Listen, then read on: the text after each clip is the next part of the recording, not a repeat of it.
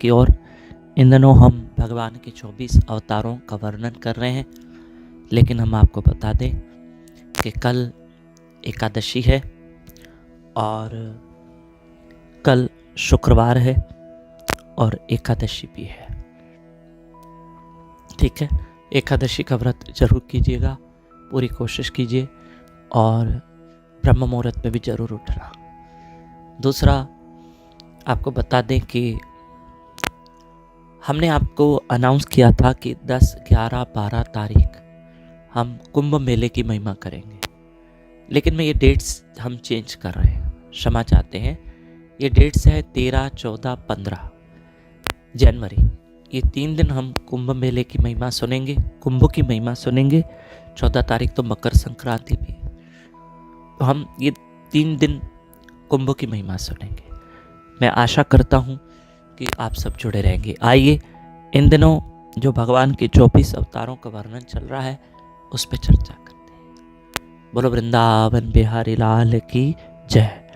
मैं समझ सकता हूँ कि ठंड बहुत बढ़ गई है, हद से ज़्यादा, मैं समझ सकता हूँ। हमारे नागपुर शहर में भी बहुत ठंड है, बहुत। लेकिन ठीक है, अब इस ठंड में भी अगर आप उठ गए हैं तो भगवान की बड़ी कृपा है। फिर भी हम आपसे जरूर कहेंगे कि अपनी सेहत का भी ध्यान रखना। श्री राधे। भगवान सबको तंदुरुस्ती दे, निरोगी काया दे और भक्ति दे। श्री राधे, श्री राधे। उठते बैठते मेरे गोविंद से कहना कि प्रभु मैं आपको कभी न भूलूं, मेरे नाथ मैं आपको कभी न भूलूं, कभी न भूलूं। श्री राधे, श्री राधे, श्री राधे। ठीक है, तो चलते हैं आज के कथा की ओर। हमने 24 अवतारों का वर्णन किया था, यानी वर्णन चल रहा है, और कुछ अवतारों के विषय हमने जानकारी प्राप्त की, महिमा सुनी। आगे हम चलते हैं। भगवान वामन, कल नरसिंह भगवान तक महिमा सुनी थी, है ना। नरसिंह भगवान तक महिमा सुनी थी कि किस तरह भगवान ने नरसिंह रूप धरा, और आज भगवान वामन। आपको बता दें कि भगवान वामन अवतार क्यों हुआ, उसका उद्देश्य क्या था, कि भगवान इस अवतार में आए, ब्राह्मण बालक के रूप में आए। तो सुनिए, असुरों ने देवताओं के साथ संग्राम करके, महासंग्राम हुआ, युद्ध हुई और सारे लोक ले लिए असुरों ने। असुरों के राजा हैं बलि, दैत्यों के राजा हैं बलि, दानवों के राजा हैं बलि। जैसे देवताओं के राजा इंद्र है, तो देवताओं के राजा इंद्र और दैत्यों के राजा बलि।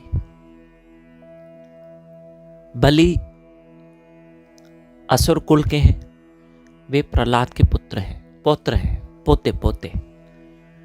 भक्त प्रहलाद, अभी आपने नरसिंह भगवान की कथा में सुना, जिस भक्त प्रहलाद की रक्षा करने के लिए भगवान ने नरसिंह रूप धरा और प्रहलाद की रक्षा की। उसी प्रहलाद के पोते हैं बलि। बलि दैत्यों के राजा है। ठीक है, क्योंकि देखिए प्रहलाद, हिरण्यकशिपु उनके पुत्र प्रहलाद के पुत्र विरोचन के पुत्र बलि।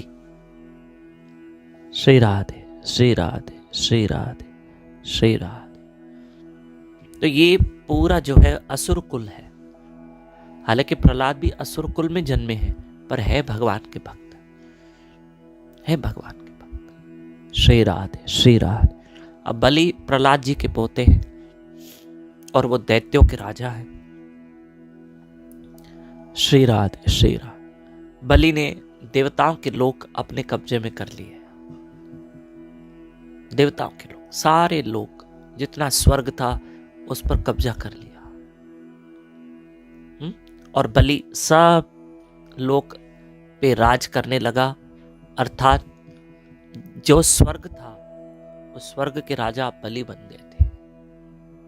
श्री राधे, बलि बन गए थे। देवताओं के लोकों को ही स्वर्ग कहते हैं और बलि बन गए देवताओं के लोकों के मालिक।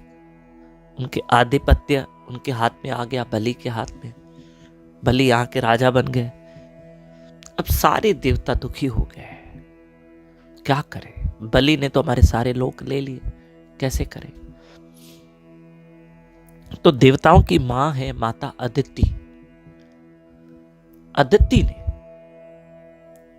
भगवान से प्रार्थना की और अपने पति कश्यप मुनि से कहा कि पतिदेव मुझे ऐसी संतान दीजिए, ध्यान से सुन, मुझे ऐसी संतान दीजिए कि जो असुर मेरे पुत्रों के देवताओं के लोक लेके गए हैं, असुर, क्योंकि माता अदिति के देवता पुत्र हैं, सारे देवता माता अदिति के पुत्र हैं। तो माता अब पुत्रों के सारे लोक घर चले जाएं तो मां को तो दुख होगा। तो माता अदिति ने कहा अपने पति से, कश्यप मुनि से, आपको एक बात बता दे, अदिति के पति देव हैं कश्यप जी। कश्यप मुनि और अदिति से ही देवताओं का जन्म हुआ। और कश्यप मुनि और उनकी एक और पत्नी थी दिति, उसका नाम फिर दिति था। कश्यप मुनि और दिति से असुरों का जन्म हुआ है। देखा जाए तो असुरों के और देवताओं के पिता कश्यप मुनि है। श्री राधे। क्योंकि कश्यप मुनि और उनकी पत्नी दिति से ही हिरण्याक्ष और हिरण्यकशिपु का जन्म हुआ था। और ये देखो, ये सब हिरण्यकशिपु का ही वंश है। श्री राधे, श्री राधे, श्री राधे। और उसी वंश में ही राजा बलि है। श्री राधे, श्री राधे, श्री राधे, श्री राधे। आगे चलते हैं। अब कहा कश्यप मुनि से कि मुझे एक ऐसा पुत्र दो, ऐसा पुत्र दो कि जो असुरों से, जो असुर राज बलि ने देवताओं के लोक ले लिए हैं, उनसे वो सारे लोक लेकर आए और देवताओं को दे दे। ऐसा कोई पुत्र दो जो जाके लेकर आए सारे लोक बलि से, और किसको जाके दे? देवताओं को। ऐसे में ध्यान से सुनना, यहां पर हुआ ये कि कश्यप मुनि ने अपनी पत्नी अदिति से कहा कि तुम एक व्रत का पालन करो। उस व्रत का नाम है पयोव्रत, जिसके व्रत पालन करने से, उसके नियम पालन करने से आपको एक ऐसे पुत्र की प्राप्ति होगी। कश्यप मुनि ने अपनी पत्नी से कहा, ऐसे पुत्र की प्राप्ति होगी। कठिन व्रत है, बहुत कठिन, जिससे वो असुरों से देवताओं के सारे लोक लाके दे देगा। तो माता अदिति ने अपने पति कश्यप मुनि के कहने पर पयोव्रत किया, और जिसके करने से भाद्र मास के शुक्ल पक्ष की द्वादशी के दिन उनके यहाँ स्वयं भगवान विष्णु जो है वो वामन रूप में प्रकट हुए। वामन रूप में, हाँ, भगवान छोटे से कद के थे, बाल रूप में भगवान वामन आए। और क्योंकि कश्यप मुनि ब्राह्मण है तो ब्राह्मण के कुल में आए। कौन? भगवान वामन। भगवान वामन, श्री राधे। तो ये भगवान वामन इस ब्राह्मण कुल में आकर वामन रूप धर के बलि के पास गए। माता अदिति ने कहा, मेरे पुत्र, क्योंकि भगवान विष्णु उनके यहाँ पुत्र बनकर आए, वामन बन के आए। वामन मतलब छोटे कद को वामन कहते, बामन कहते हैं छोटे कद को। तो उनका कद बहुत छोटा था भगवान वामन का, बाल रूप में थे, बाल रूप में थे। श्री राधे। तो भगवान वामन मेरे प्रभु, मेरे हरि जो है वो गए राजा बलि के पास। माता अदिति ने कहा कि प्रभु, देवताओं के लोग देवताओं को लेके दो, उनका अधिकार लेके दो, क्योंकि सारे लोग बलि लेके गया है। भगवान बलि के पास आए। अब ब्राह्मण पुत्र थे, तो कहा मैं आपसे कुछ भिक्षा लेने आया हूं, मैं ब्राह्मण पुत्र हूं। बलि ने कहा अगर मेरे द्वार पर ब्राह्मण आए तो मुझे और क्या चाहिए, मांगो क्या चाहिए। कहा हे दैत्यराज बलि, मुझे 3 पग जमीन दे दो, भूमि दे दो, भूमि दान करो। 3 पग, 1 2 3। कहा ठीक है। बलि ने संकल्प किया, 3 पग जमीन दे दी, वचन दे दिया।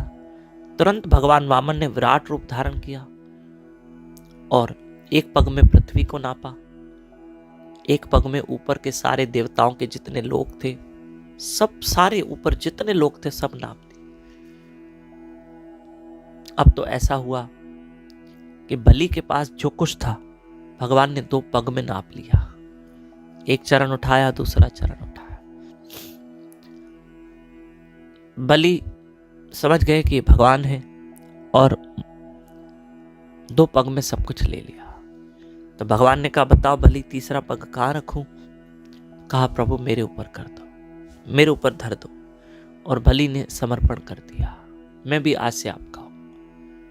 मेरे दादाजी प्रहलाद जी आपकी भक्ति करते थे, मैं भी आपका हूं। तो यूं भगवान ने वामन अवतार लिया और बलि से सारे लोक ले लिए जो देवताओं के थे। भगवान ने बलि से वही लोक लिए थे जो देवताओं के थे। जो बलि का अपना सुतल लोक था वो बलि को ही दे दिया। वो भगवान ने कहा मुझे नहीं चाहिए। हालांकि देखा जाए तो सब लोकों पे भगवान का कब्जा हो गया था, भगवान ने उसका लोक उसको लौटा दिया नहीं, देवताओं के लोक दे दी, सब हो गया बढ़िया। श्री राधे, श्री राधे, श्री राधे। हो गया, देवताओं के उनके लोक मिल गए। और यूं भगवान ने देवताओं का अधिकार उनको वापस दिलाने के लिए ही वामन रूप धरा। श्री राधे। ये हो गई वामन भगवान की कथा। आज जैसे कल एकादशी है तो कल भी इन 24 अवतारों की महिमा चालू रहेगी, आरंभ रहेगी, यानी कंटिन्यू करेंगे। और कल एकादशी की कथा भी सुनेंगे, क्योंकि आज 9 जनवरी है तो कल 10 जनवरी है। जहां तक कुंभ मेले की महिमा करनी है तो वो 13, 14 और 15 तारीख जनवरी, 14 को मकर संक्रांति। श्री राधे। पक्का ध्यान से सुन। राधे गोविंद, राधे गोविंद, राधे गोविंद। मेरी माताओं, मेरे भाइयों, भगवान जब भी अवतार लेते हैं तो एक प्लानिंग के साथ लेते हैं। ऐसे नहीं बस भगवान आ गए। अरे भाई, कोई तो उद्देश्य होगा कि भगवान मत्स्य रूप में बनकर आए, मछली रूप धरा। कोई तो उद्देश्य होगा कि भगवान कछुए के रूप में आए। एक उद्देश्य से आते हैं। एक प्रहलाद के लिए भगवान ने नरसिंह रूप धरा। और उस वक्त हिरण्यकशिपु बहुत ज्यादा अत्याचारी हो गया था। उसके अत्याचारों को मिटाने के लिए भगवान आए थे। श्री राधे, श्री राधे, श्री राधे, श्री राधे। उनके अत्याचारों को मिटाने के लिए भगवान आए कि हिरण्यकशिपु ने बहुत अत्याचार किए। हिरण्यकशिपु ने साधु संतों को भी दंड दिया था। जो यज्ञ चल रहे थे उनको बुझा दिया था हिरण्यकशिपु ने। तो भगवान ने उस हिरण्यकशिपु को भी सबक सिखाया और यहां तक कि भक्त प्रहलाद की रक्षा भी की। एक उद्देश्य से आते हैं। श्री राधे। आप भी किसी के घर जाते हो, कहीं जाते हो तो एक उद्देश्य से जाते हो। श्री राधे, श्री राधे। कोई हमारा उद्देश्य होता है, ऐसे ही नहीं चलेगा। भाई किसी से पूछा कि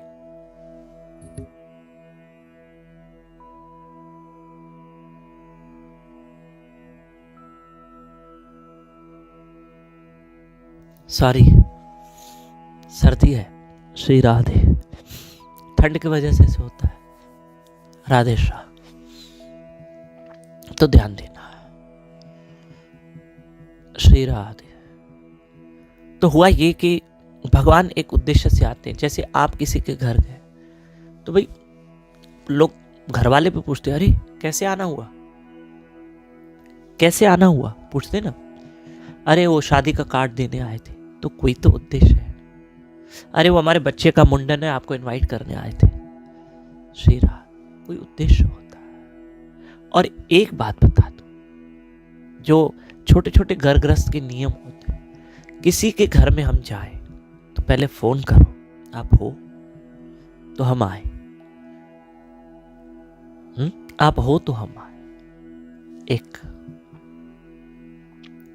फोन करके फिर जाओ, उसकी एक अलग रेस्पेक्ट होती है। अचानक चले जाओगे ना तो उसकी रेस्पेक्ट इतनी नहीं होती। दूसरा, अगर किसी घर में हम गए और वहां सिर्फ महिला बैठी है, पुरुष कोई है ही नहीं, और हम कोई पुरुष वहां जाए, मेरी दोस्त है, मैं दोस्त के घर जा रहा हूं, पर दोस्त तो घर में है नहीं, उसकी पत्नी बैठी है, तो मैं अंदर नहीं जाना चाहिए, नहीं जाना। चाहे वो घर वाले बुलाए भी तो भी नहीं जाना चाहिए। नहीं, मैं भाभी नहीं आ सकता, भाभी जी मैं नहीं आ सकता क्योंकि आपके घर में आपके पति देव नहीं है। श्री राधे। और माताएं ये कह सकती है कि भैया नहीं, आप भीतर नहीं आ सकते हो, एक मर्यादा है।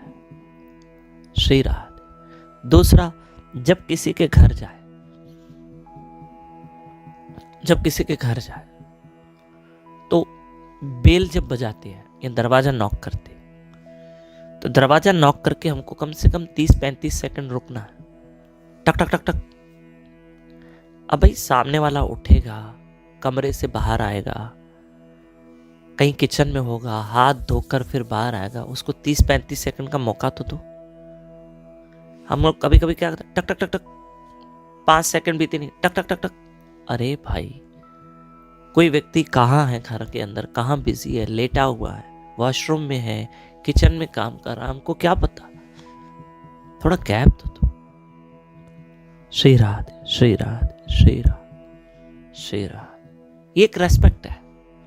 जैसे हमने कहा कि घर में सिर्फ महिला बैठी है तो हमें नहीं जाना चाहिए पुरुष को, या घर में सिर्फ पुरुष बैठा है तो महिला को नहीं जाना चाहिए। श्री राधे। पहले पूछना चाहिए, कोई महिला अगर किसी घर में जा रही है तो भाभी जी हैं, हाँ है, तो ठीक है हम भाभी जी के साथ चले। या कोई सिर्फ महिला घर में बैठी है तो हम उस घर में गए, जेंट्स है, तो भैया घर में हैं आपके पति देव, बोला नहीं है, तो हम खुद ही नहीं जाएंगे, वो जाना ही नहीं। ये एक मर्यादा है कि हमें नहीं जाना चाहिए। श्री राधे, श्री राधे, श्री राधे, श्री राधे, श्री राधे,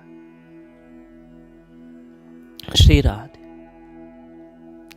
श्री राधे, श्री राधे, श्री राधे। या माता घर में अकेली बैठी है, पति है नहीं, पति का दोस्त आया है, या मामा का बेटा आया है, कोई आया है दूर का रिश्तेदार वगैरह, अब आप अकेले घर बैठे हो, तो उसको, अगर आप उसको अंदर आने के लिए यानी ज़्यादा रिस्पॉन्ड नहीं कर रहे हो, रिस्पॉन्ड उसको नहीं कर रहे हो, तो उस पर दुख मत करो। आप उसको ये नहीं कह सकते हो घर में पति देव नहीं है, आप उसको ये नहीं कह सकते हो कि 4 बार आओ आओ आओ, नहीं, क्योंकि आप जानते हो कि आप घर में अकेले हो। श्री राधे। बाद में आप पति को सिचुएशन बताओगे तो पति उसको फोन करेगा, भैया वो अकेली बैठी थी इसलिए आपको ज्यादा रिस्पॉन्ड नहीं किया मेरी पत्नी ने, आपको भाई दिल में मत करना, खत्म, श्री खत्म। श्री राधे। ये कुछ घर गृहस्थ की कुछ मर्यादाएं हैं जो हमको पालन करनी। राधे श्याम, राधे श्याम। मेहमान बन के जा रहे हैं, विषय खुला है तो बताएं, मेहमान बन के जा रहे हैं तो हम कितने दिन रुकेंगे? बहुत कम दिन, जरूरी नहीं है किसी के हम 1-1 महीना जाके रुक जाए, जरूरी नहीं, या 15-15 दिन रुक जाए। श्री राधे, श्री राधे, श्री राधे, श्री राधे, श्री राधे। 1 दिन रुके, 2 दिन रुके, 3 दिन रुके, बहुत हो जाता। श्री राधे। अब स्त्री मायके गई है तो ठीक है, 8-10 दिन रुक गए तो कोई बड़ी बात नहीं, तो अभी उसका तो मायका है। राधे श्याम, राधे श्याम, राधे श्याम, राधे श्याम, राधे श्याम। तो ये घर गृहस्थ के कुछ नियम हैं जो हमको पालन करने चाहिए। आइए अगले अवतार के विषय चलते हैं। कल एकादशी है, ध्यान में रख के चलिएगा, कल एकादशी है। श्री राधे श्याम, श्री राधे श्याम। चलते हैं अगले विषय की ओर, उसको समझते हैं। अगला अवतार जो भगवान का हुआ है वो भगवान परशुराम जी है। कौन है? भगवान परशुराम जी। भगवान परशुराम जी के रूप में अवतरित हुए। भगवान ने वो रूप धारण किया, परशुराम जी के रूप में आए भगवान। और ध्यान से सुनना, भगवान जब परशुराम जी के रूप में अवतरित हुए तो उसका आने का एक उद्देश्य था कि उस वक्त के जो राजा थे, कुछ राजा थे, वो राजा जो थे उन राजाओं को भगवान परशुराम जी ने क्या किया, जो उदंड राजा थे, भगवान ने उन उदंड राजाओं को दंड दिया। उस वक्त के जो राजा थे कुछ, जो उनको भगवान परशुराम जी ने दंड दिया। श्री राधे, श्री राधे, श्री राधे, श्री राधे, श्री राधे, श्री राधे, श्री राधे, श्री राधे। हाँ, उनको दंड दिया। आगे चलते हैं। भगवान वेदव्यास मुनि के रूप में आए। इस भगवान ने वेदव्यास मुनि का रूप धारण किया। ये भगवान ने अवतार क्यों धारण किया, इसका उद्देश्य क्या था कि भगवान इस अवतार में आकर ग्रंथों की रचना करते हैं। महाभारत ग्रंथ की रचना की, 18 पुराणों की रचना की, जिसमें श्रीमद् भागवत महापुराण भी है। ठीक है, महाभारत की रचना की किसने? वेदव्यास मुनि महाराज जी ने। श्री राधे। और जब वेदव्यास मुनि महाराज जी ने 17 पुराण लिखे, उस लिखने के बाद भी उनको संतुष्टि नहीं मिली, तो उन्होंने नारद जी के कहने पर 18वें पुराण श्रीमद् भागवत महापुराण अर्थात श्री कृष्ण लीलाओं का वर्णन किया। श्री कृष्ण लीलाओं का, कृष्ण के जन्म से लेकर परमधाम जाने तक उन्होंने समस्त कृष्ण लीलाओं का वर्णन भागवत पुराण में किया। तब जाके वेदव्यास मुनि महाराज जी को संतुष्टि मिली कि मैंने 18वें पुराण की रचना करके मुझे मन को संतुष्टि मिली है। श्री राधे, श्री राधे, श्री राधे, श्री राधे, श्री राधे। समझना, ध्यान देना। श्री राधे। तो भगवान इसलिए वेदव्यास जी के रूप में आए। उनका उद्देश्य यही था कि लोक कल्याण के लिए, सबके भले के लिए उन्होंने शास्त्र और ग्रंथों की रचना की। श्री राधे, श्री राधे, श्री राधे, श्री राधे, श्री राधे, श्री राधे, श्री राधे, श्री राधे। आगे भगवान स्वयं राम पधारे। जय श्री राम, जय श्री राम। भगवान राम पधारे। आप सब जानते हैं भगवान श्री राम के आने का उद्देश्य यही था कि कुंभकर्ण और रावण जैसे जो असुर थे, दैत्य थे, इन्होंने जो हाहाकार मचा के रखी थी पृथ्वी पर, उन रावण और कुंभकर्ण जैसे असुर राजाओं का भगवान ने उद्धार किया है, उनका अंत किया है। और भगवान श्री राम ने यहां पर लोगों को मर्यादा का संदेश देते हुए, भगवान श्री राम मर्यादा पुरुषोत्तम है और उन्होंने जीवों में मर्यादा का संदेश दिया है। उन्होंने अपने सौतेली मां का भी कहना मान के 14 साल के वनवास में गए। भगवान राम हमारे लिए आदर्श है। भगवान राम एक आज्ञाकारी पुत्र है। ठीक है, भगवान राम एक आदर्श पति की तरह है, जिन्होंने माता सीता के सिवा किसी स्त्री का कभी ध्यान भी नहीं किया, विचार भी नहीं किया, क्योंकि मर्यादा पुरुषोत्तम है श्री राम। भगवान राम ने जो भगवान राम अपने तीनों भाइयों को स्नेह करते हैं, श्री राम। भगवान राम से हमें बहुत कुछ सीखना चाहिए, बहुत कुछ। आज्ञाकारी पुत्र है, एक आदर्श पति है, मतलब एक ऐसे पति है जो हमारे लिए आदर्श है कि वो सीता माता से कितना स्नेह करते हैं। श्री राधे, बहुत स्नेह करते।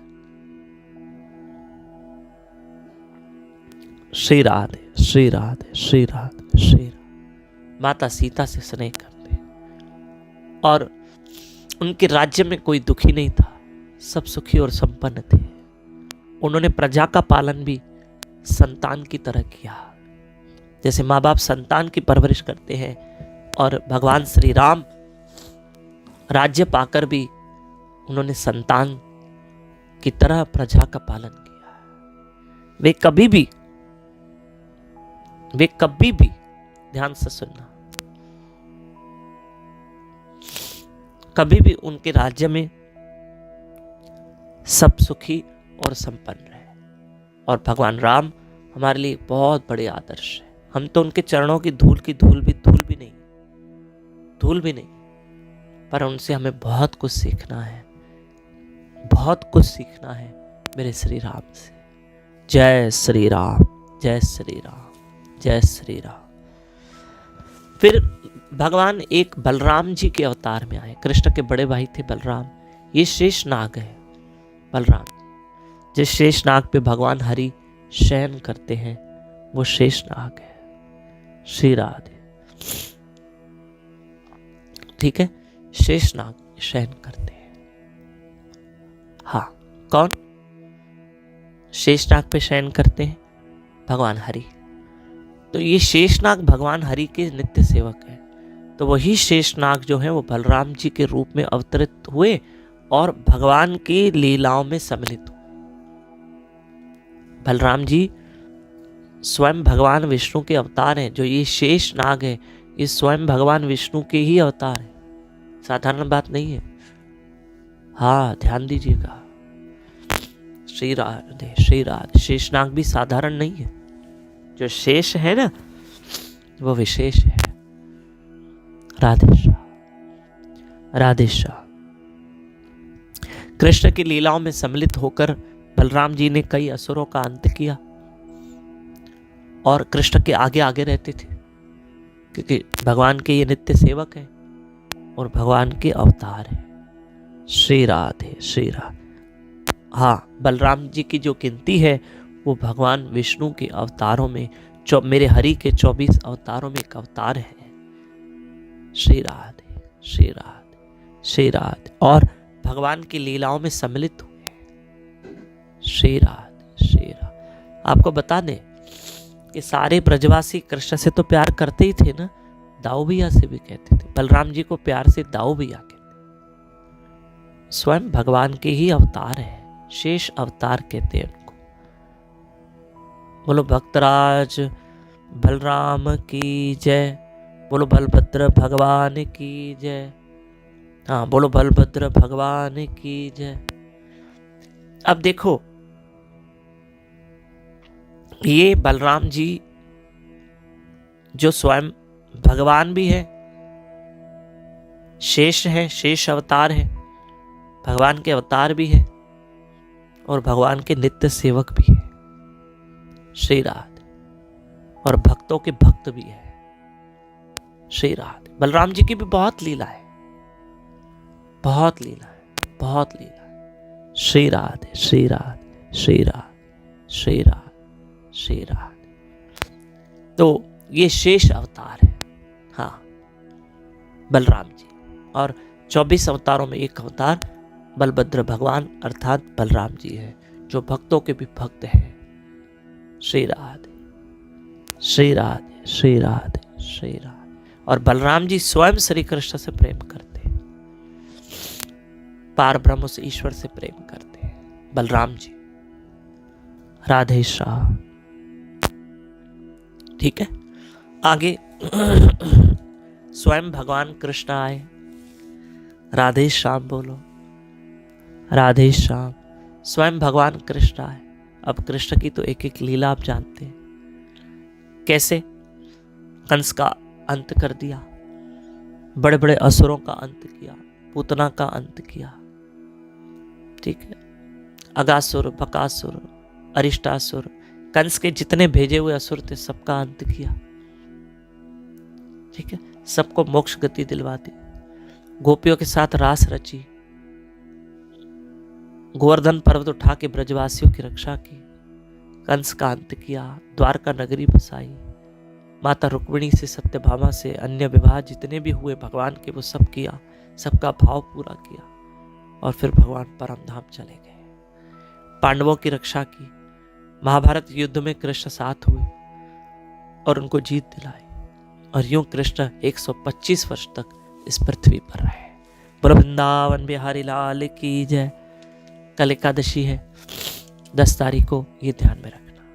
और कुंभ मेले की जो महिमा सुनेंगे हम, डेट चेंज हो रही है, 13, 14, 15 जनवरी। कुंभ मेले की महिमा सुनेंगे 13, 14, 15 जनवरी। पक्का? आगे चलते हैं। भगवान